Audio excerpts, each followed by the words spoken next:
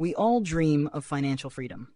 But the truth is, without the right strategy, it's way too easy to keep repeating the same money mistakes. In today's video, I'm going to walk you through 6 major financial missteps that could be holding you back, and, more importantly, how to avoid them. Welcome to Sage Investing, bringing you timeless investing wisdom. If you're looking to improve your investing knowledge, make sure to subscribe and hit the like button if you found this useful. Number 1 is burying your head in the sand.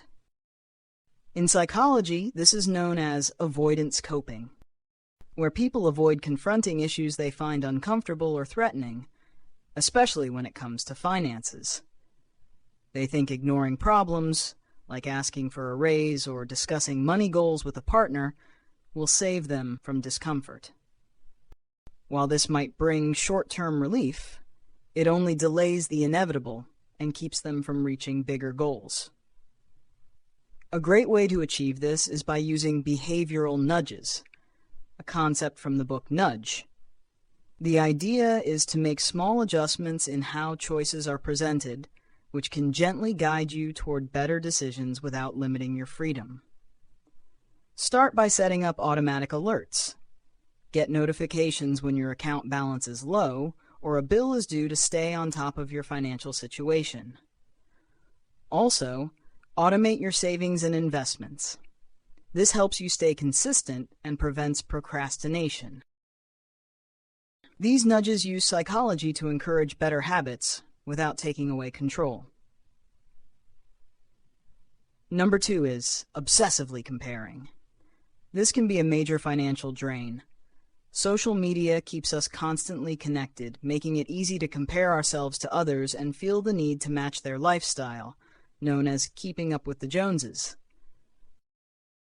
This often leads to overspending on things like homes or cars to impress others, instead of focusing on what you actually want. To avoid this, try the Ideal End Today exercise by writing down your ideal life in detail, including what you do, who you're with, and how you feel. And then before making a purchase, ask if it aligns with that vision. If not, redirect your spending toward what truly matters.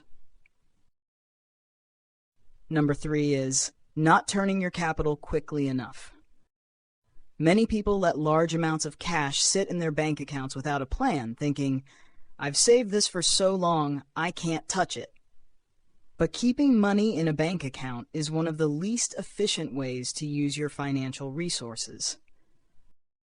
A smarter approach is to invest in yourself by learning new skills, which can increase your earning potential and diversify your income.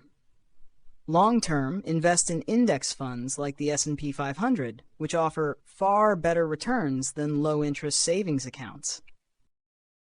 This way, your money works for you instead of just sitting idle. Number 4 is not assigning an hourly rate for yourself. Assigning an hourly rate means valuing your time based on how much you can earn per hour. This helps you decide how to best use your time and boost your earnings. For example, if your hourly rate is $100, tasks worth much less, like $15 per hour, should be outsourced.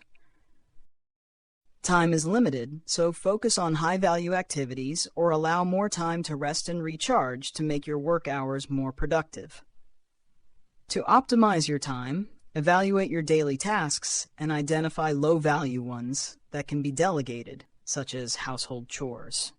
By outsourcing these, you free up time for more valuable activities that align with your hourly rate, helping you maximize both time and income. Number 5 is not living on the 90%. The 90-10 strategy from the richest man in Babylon suggests living on 90% of your income and saving or investing the remaining 10%. This approach helps break the cycle of spending everything you earn and allows your money to grow through compound interest. To effectively save and invest that 10%, start by paying off high-interest debt, which will free up more money for your goals. Next, automate your savings and investments by setting up regular transfers to a high-interest account. Finally, plan for large expenses like car insurance or vacations by breaking them into smaller, manageable savings goals to avoid financial strain. Number 6 is focusing on cutting back instead of making more. Behavioral economics reveals an intriguing quirk in our psychology. We feel losses much more acutely than we do gains, a phenomenon known as loss aversion. This can make us fixate on trimming small expenses to avoid feeling the sting of loss, rather than taking bold steps that could significantly boost our income. Sure, saving and cutting back on big expenses for major goals like buying a house or funding education is crucial. But don't get too caught up in the minutiae. For example, cutting $100 a month by skipping your daily coffee seems small compared to negotiating a $5,000 raise, a move that's like saving 50 months' worth of coffee. Focus on those big wins that can make a real difference. Those are 6 critical money mistakes that can seriously derail your finances, and how to avoid them. By addressing these pitfalls, you're not just fixing your finances, you're paving your path to financial freedom.